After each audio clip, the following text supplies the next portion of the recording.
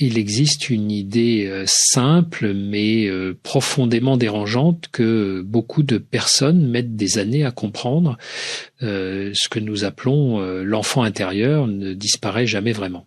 Il ne grandit pas, il ne vieillit pas, il ne s'adapte pas au monde adulte comme nous le faisons en apparence. Il reste là, intact, portant encore les émotions, les manques et les blessures de l'enfance. Et le problème, c'est pas qu'il soit fragile, le problème, c'est que nous passons notre vie à faire comme s'il n'existait pas. Nous avançons, nous travaillons, nous construisons des relations, mais intérieurement, une partie de nous continue à attendre ce qu'elle n'a jamais reçu pleinement. Beaucoup de personnes cherchent l'amour de soi comme une compétence à acquérir, comme une technique à apprendre ou un objectif à atteindre. En réalité, l'amour de soi n'est pas quelque chose que l'on ajoute, c'est quelque chose que l'on répare. Lorsque l'enfant intérieur a appris trop tôt qu'il fallait mériter l'attention, se faire discret pour être accepté ou se montrer fort pour ne pas déranger, l'adulte reproduit ces stratégies sans s'en rendre compte. Il devient exigeant avec lui-même, dur, parfois même cruel, en pensant que c'est ainsi qu'il progressera. Mais on ne guérit jamais une blessure en la niant. Guérir son enfant intérieur commence par une prise de conscience inconfortable, comprendre que certaines réactions émotionnelles disproportionnées, certaines peurs d'abandon, certaines dépendances affectives ne viennent pas du présent mais d'un passé encore actif. Ce n'est pas un signe de faiblesse, c'est un mécanisme de survie ancien. À un moment donné, cet enfant a fait ce qu'il pouvait pour continuer à aimer, pour continuer à appartenir, même au prix de lui-même. Et l'adulte, aujourd'hui, continue souvent à payer ce prix sans comprendre pourquoi il s'épuise. Retrouver l'amour de soi ne signifie pas devenir narcissique ni se replier sur soi. Cela signifie apprendre à se parler autrement.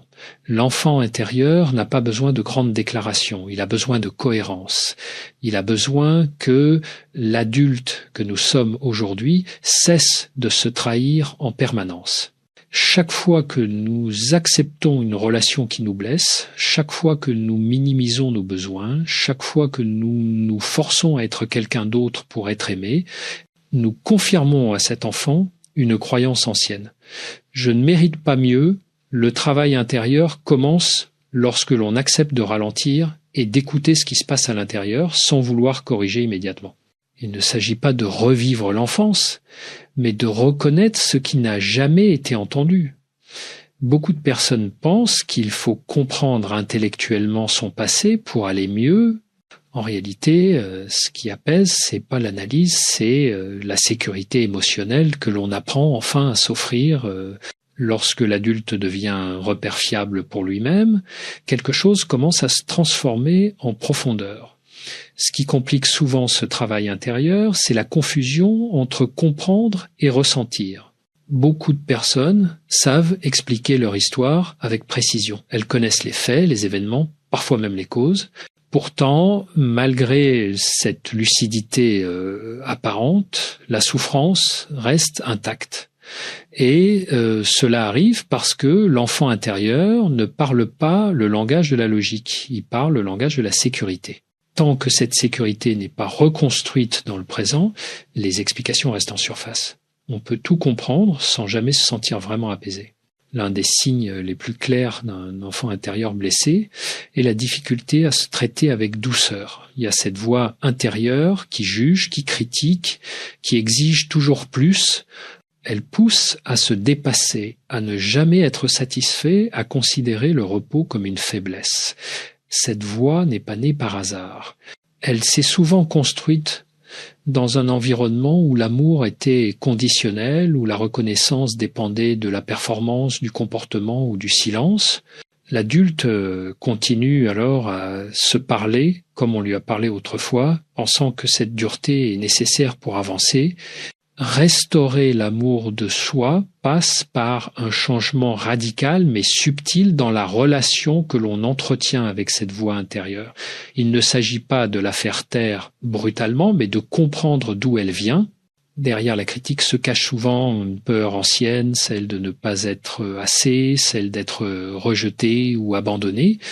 Lorsque l'on commence à répondre à cette peur avec compréhension plutôt qu'avec combat, la tension intérieure diminue, on cesse peu à peu de vivre en état d'alerte permanente.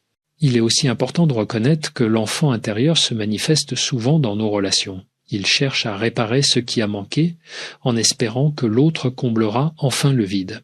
Cela peut conduire à des attachements déséquilibrés, à une peur intense de perdre ou à une tendance à accepter l'inacceptable.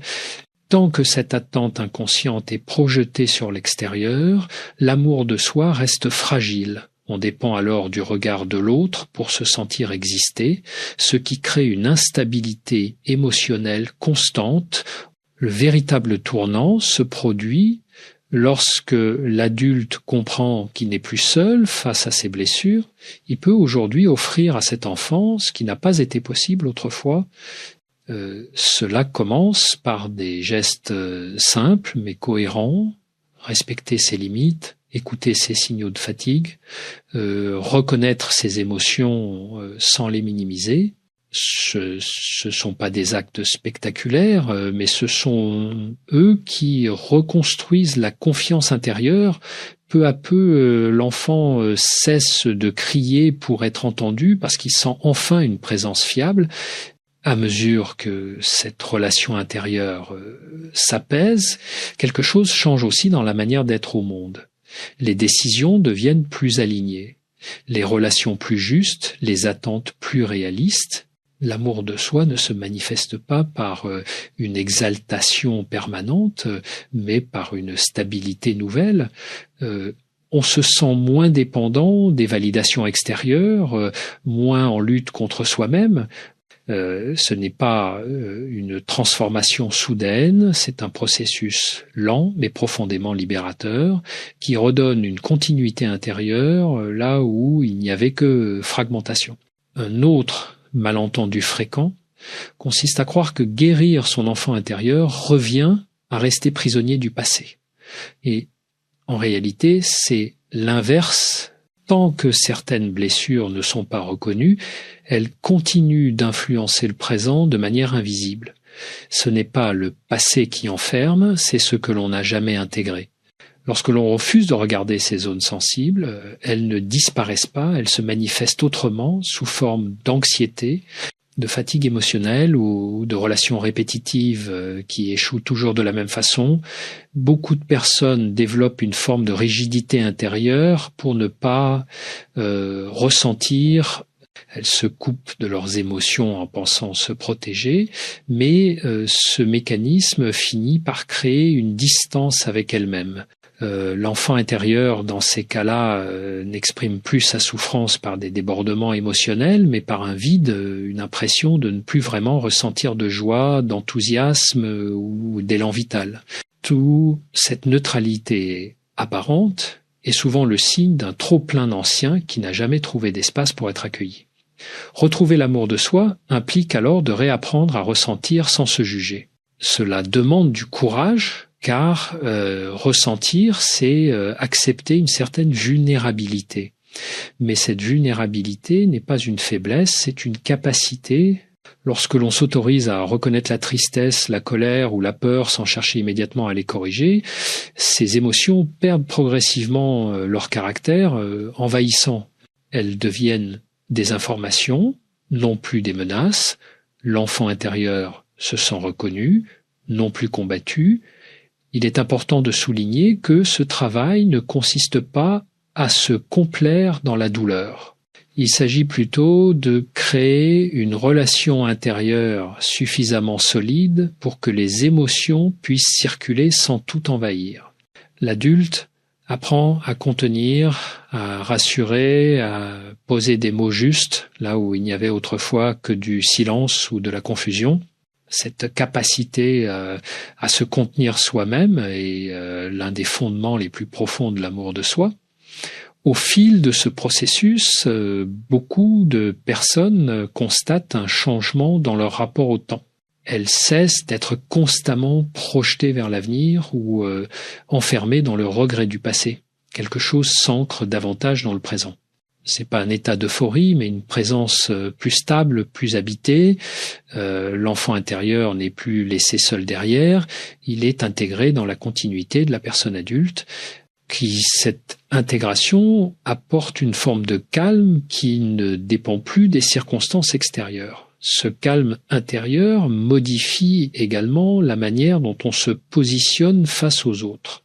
On devient moins réactif, moins dépendant des signes d'approbation ou de rejet.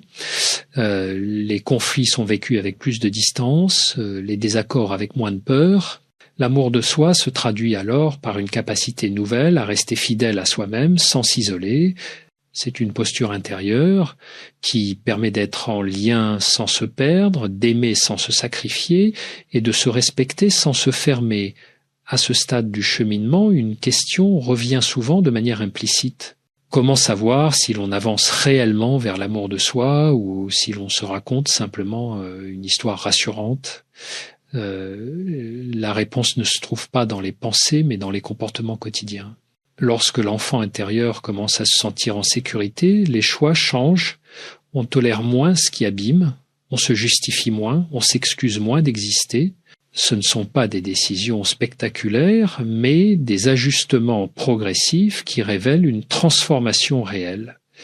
L'un des indicateurs les plus fiables est la manière dont on réagit face à l'inconfort relationnel.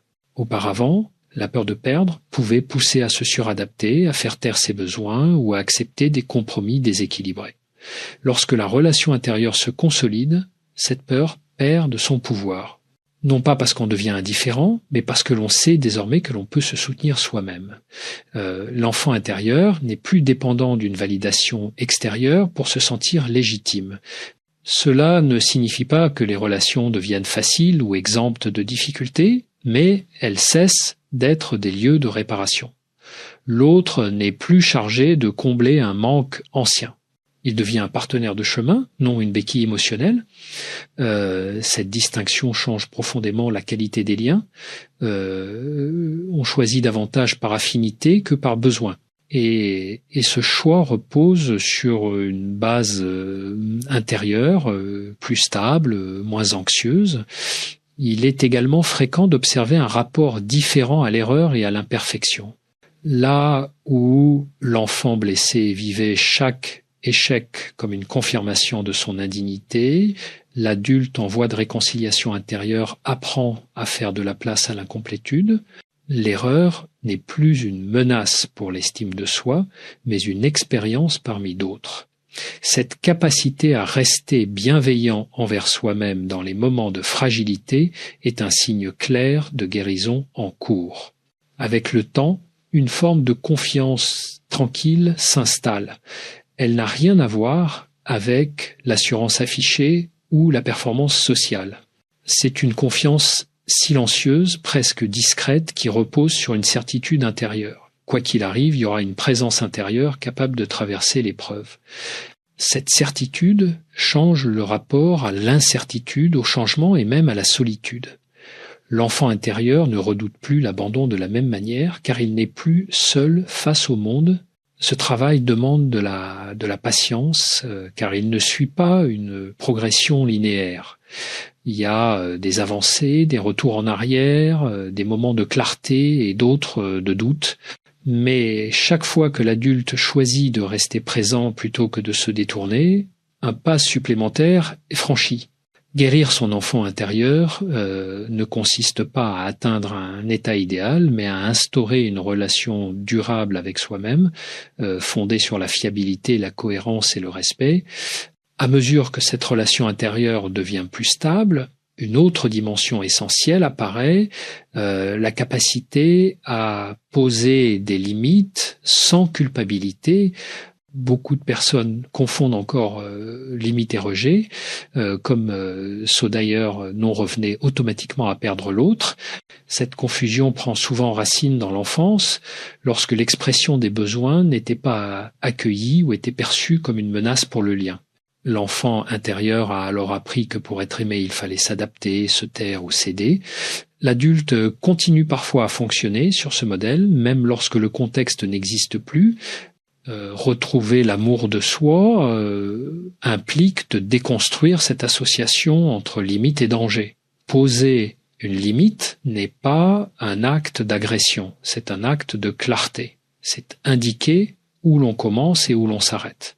Lorsque l'adulte devient capable de se positionner sans se justifier excessivement, l'enfant intérieur reçoit un message fondamental. Je te protège, je fais attention à ce qui te touche. Cette protection n'exige ni rigidité ni dureté, mais une cohérence intérieure qui se renforce avec le temps. Il est fréquent que cette phase génère une certaine inquiétude.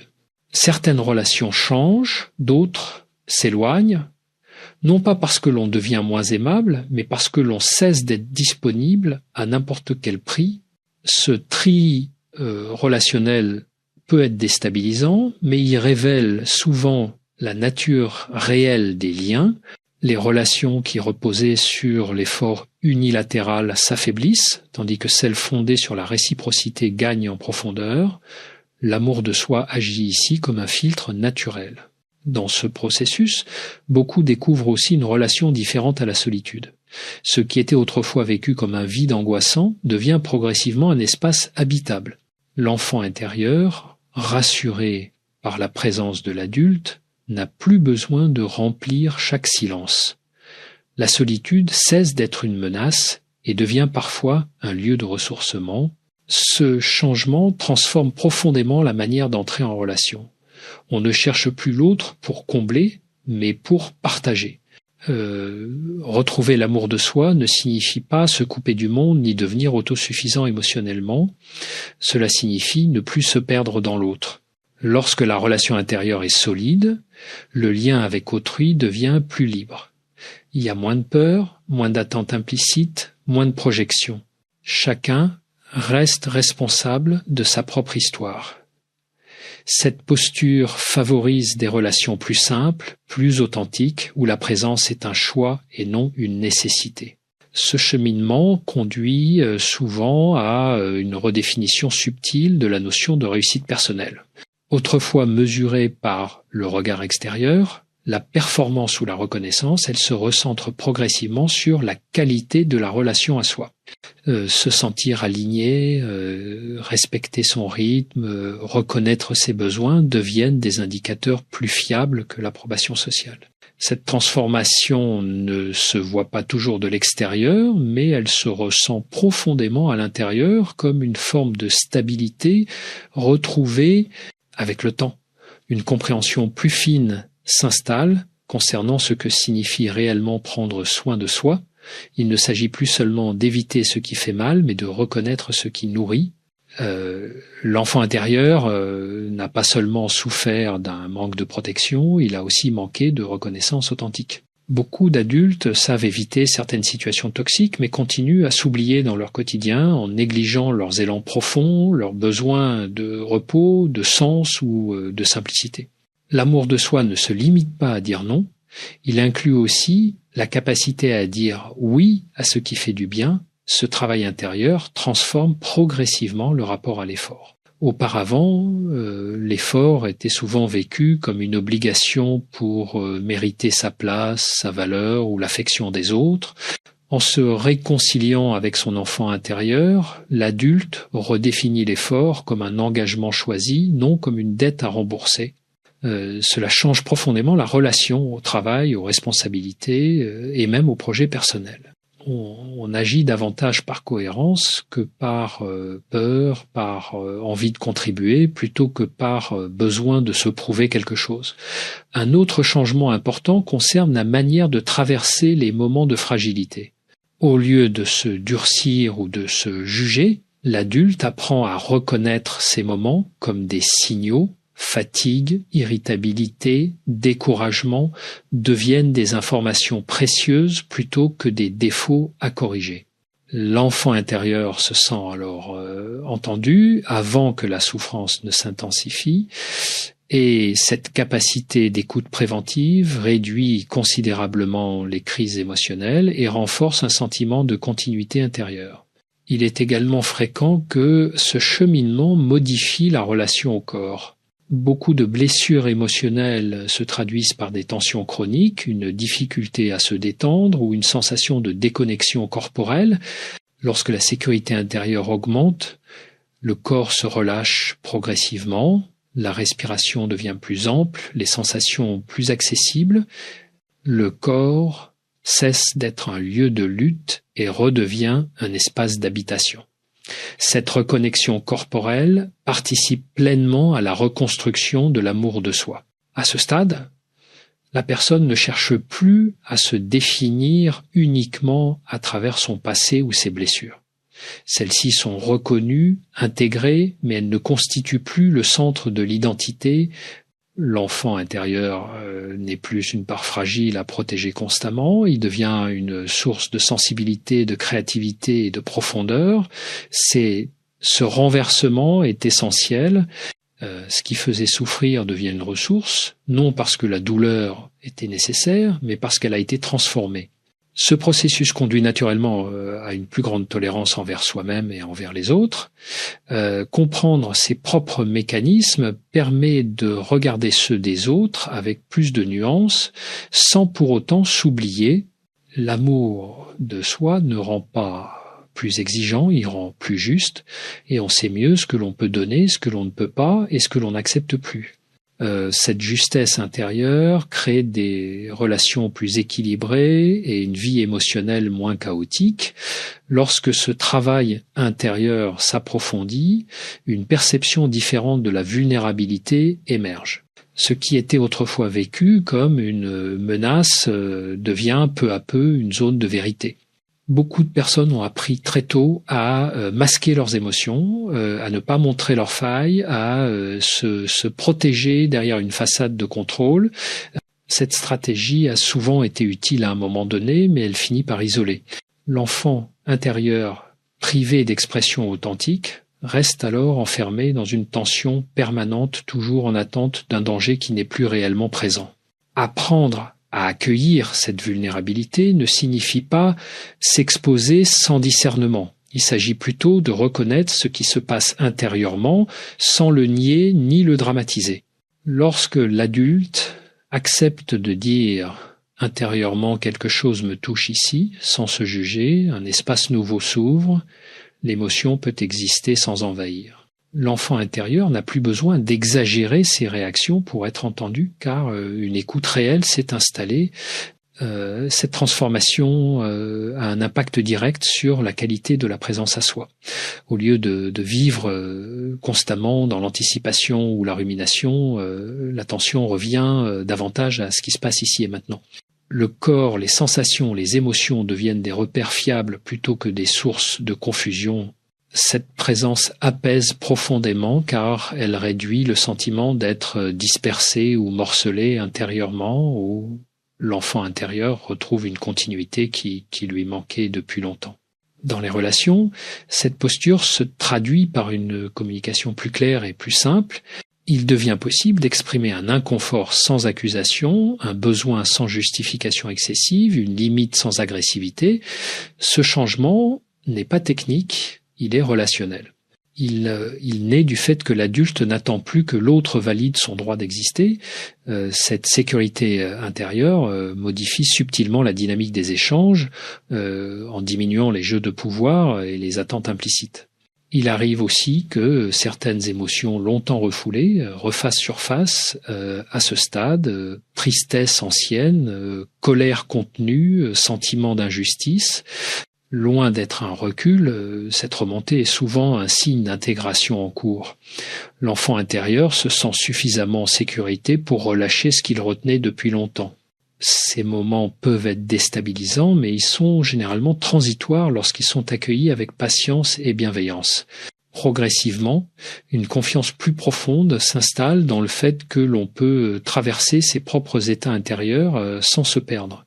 Et cette confiance ne supprime pas la douleur, mais elle enlève la peur de la douleur. Et c'est souvent cette peur plus que l'émotion elle-même qui faisait souffrir.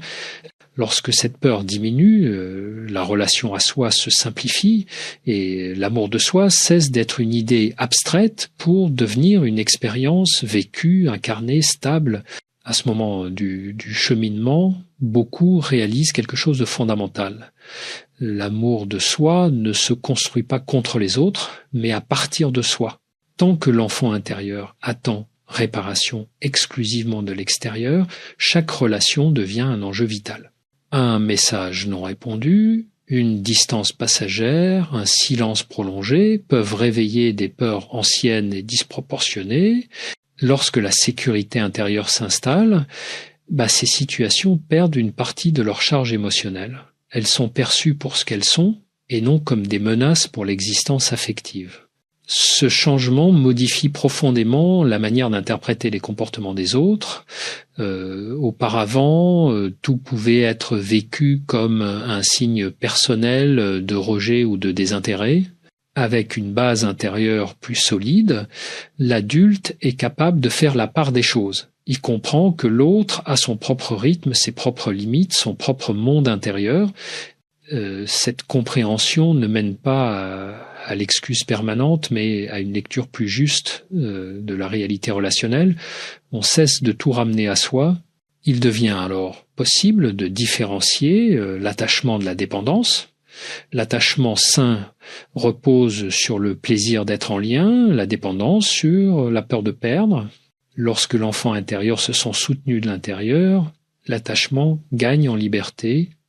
On peut aimer sans se crisper, s'investir sans se dissoudre, s'engager sans s'oublier. Cette liberté transforme l'expérience du lien en quelque chose de plus léger, mais aussi de plus profond. Dans cette phase, beaucoup découvrent aussi une forme nouvelle de responsabilité émotionnelle, non pas la responsabilité de tout contrôler ou de tout anticiper, mais celle de reconnaître ce qui leur appartient. Les émotions ressenties ne sont plus automatiquement projetées sur l'autre. L'adulte apprend à se demander ce qui, dans cette réaction, vient du présent et ce qui appartient à une histoire plus ancienne. Cette distinction réduit considérablement les conflits inutiles et les malentendus répétés. Et l'enfant intérieur, ainsi reconnu, cesse progressivement de diriger la vie depuis l'arrière-plan. Il n'est plus aux commandes dans l'urgence ou la panique. Il devient une part intégrée, sensible, précieuse, mais non envahissante. Cette intégration permet une plus grande liberté de choix. Les décisions ne sont plus prises uniquement pour apaiser une angoisse ancienne, mais pour répondre à des besoins actuels, conscients et assumés. Ce mouvement intérieur apporte souvent une sensation de cohérence nouvelle. Les pensées, les émotions et les actions commencent à aller dans la même direction. Cette cohérence est l'un des signes les plus fiables d'un amour de soi en construction. On se sent moins tiraillé, moins divisé intérieurement. Il n'y a pas disparition des doutes, mais ils ne paralysent plus. Ils coexistent avec une confiance de fond discrète mais solide. À mesure que cette stabilité s'ancre, une chose devient claire. L'amour de soi n'est pas un état figé que l'on atteint une fois pour toutes. C'est une relation vivante qui se cultive au fil du temps. Certaines périodes demanderont plus d'attention, d'autres moins, mais l'essentiel est là. Une capacité acquise à revenir vers soi, à se réajuster, à ne plus s'abandonner intérieurement, même lorsque les circonstances extérieures deviennent incertaines. Au terme de ce chemin intérieur, une évidence s'impose doucement, sans bruit. Guérir son enfant intérieur ne consiste pas à effacer ce qui a été vécu, ni à transformer le passé en quelque chose de plus acceptable. Il s'agit plutôt de cesser de lutter contre son histoire. Lorsque l'adulte reconnaît pleinement ce qui a manqué, ce qui a blessé, sans chercher à minimiser ni à dramatiser, il cesse enfin de se diviser intérieurement. L'enfant n'est plus une part honteuse ou fragile que l'on cache, mais une composante légitime de l'identité. Retrouver l'amour de soi devient alors une conséquence naturelle de cette réunification intérieure. Aimer ne signifie plus se convaincre de sa valeur à travers des affirmations ou des efforts permanents. Aimer ici signifie rester fidèle à soi, même lorsque cela coûte. Rester fidèle à ses ressentis, à ses limites, à ses besoins profonds. Cette fidélité intérieure est souvent ce qui a le plus manqué dans l'enfance. Et c'est précisément elle qui répare. À ce stade, beaucoup de personnes réalisent que leur plus grande souffrance ne venait pas uniquement de ce qu'elles ont vécu, mais du fait qu'elles ont longtemps continué à se traiter comme elles avaient été traitées autrefois, se négliger, se durcir, se pousser au-delà du raisonnable, se taire pour préserver le lien. En mettant fin à ces répétitions, l'adulte interrompt une transmission silencieuse de la blessure. Il devient le premier à ne plus perpétuer ce schéma. L'amour de soi se manifeste alors dans des choix simples mais constants. Choisir ce qui respecte l'équilibre intérieur, renoncer à ce qui exige un sacrifice permanent de soi, accepter que certaines personnes, certaines situations, certaines dynamiques n'aient plus leur place, non par rejet, mais par clarté. Cette clarté n'est pas froide, elle est calme, elle s'accompagne souvent d'une forme de paix nouvelle, moins intense que l'euphorie, mais infiniment plus stable. Il n'y a pas de point final définitif dans ce travail. La relation à soi évolue, se nuance, s'approfondit au fil des expériences, mais quelque chose a changé de manière irréversible. L'adulte sait désormais qu'il peut se soutenir lui-même, qu'il peut traverser la solitude sans s'effondrer, la déception sans se renier, le doute sans se perdre. Cette confiance transforme la manière d'être au monde. L'enfant intérieur, dans cette configuration, n'est plus celui qui réclame, qui craint ou qui supplie. Il devient celui qui ressent, qui s'émerveille, qui donne accès à une sensibilité plus fine. Il apporte de la profondeur aux relations, de la créativité à la vie, de l'humanité au choix. Loin d'être un poids, il devient une richesse intégrée, protégée, respectée. Finalement, guérir son enfant intérieur et retrouver l'amour de soi revient à poser un acte fondamental, décider de ne plus se quitter intérieurement. Décider que, quelles que soient les circonstances, il y aura toujours une présence fiable à l'intérieur. Cette décision ne se proclame pas, elle se vit, et lorsqu'elle est incarnée, elle modifie silencieusement toute la trajectoire d'une vie.